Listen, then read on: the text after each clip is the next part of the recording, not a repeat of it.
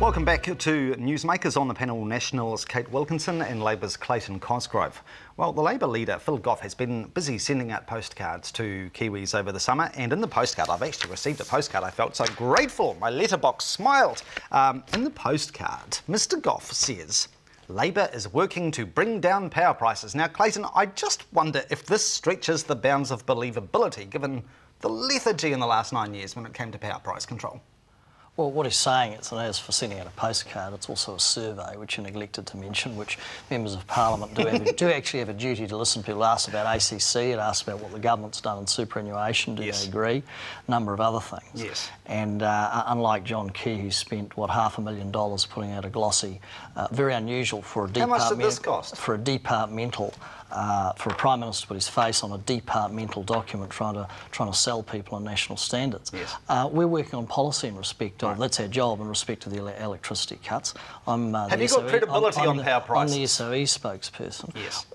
And we're working on policy in respect of it. What we're not doing is jawboning, and before the election you'll see our policy in respect of power prices. All right. It would be very bad manners for me to allow Kate Wilkinson to have a whack at this. We won't. We won't. We'll move on. I didn't even receive it. Oh, didn't you? Would you like mine? So I'm not quite sure which selective households it went into, or maybe it did accidentally go into my junk mail. Oh dear. Now, tax reform. Should GST be lifted to 15%? It's interesting, isn't it, with the tax working group report and with a lot of recommendations. The recommendations have a wide scope. There are some that say that GST is easy, it's simple. It's one of the simplest forms of tax.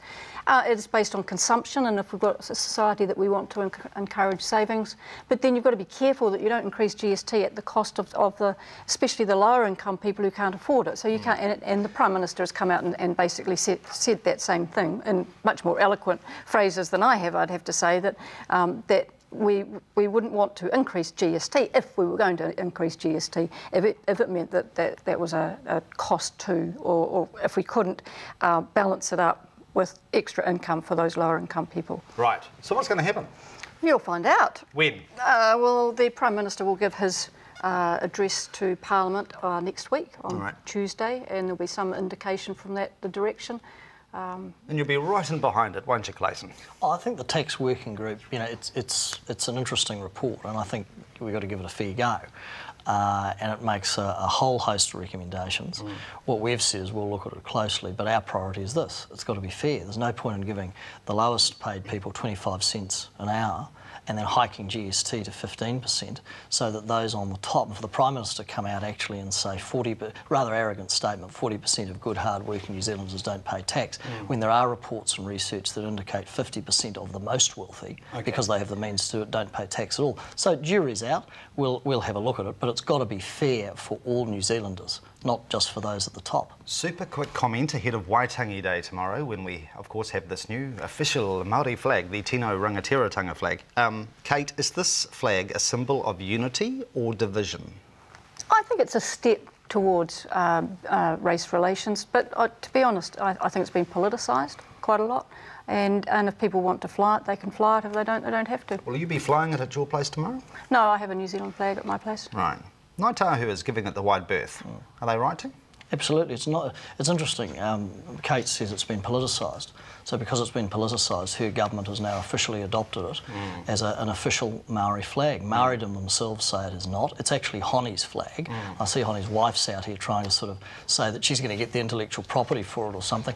And Ngāi Tahu have said no way. They're going to have the United Tribes flag. I mean, it is ridiculous. It's interesting the Minister says it's political, therefore they've adopted it. If it was political, I think she's dead right. It is a political symbol. It is not a symbol that unites. It is not a symbol of Maoridom. It's Honi Harawira's flag. There you go. Now, we've got a nice little pic to show you before we bring you our pick of the week. This is the Minister's pick of the year. This is her favourite new pin-up boy. Look at this, from Kapiti Island, the Conservation Minister, with her pin-up boy, John Key. Who's that other fella, by the way?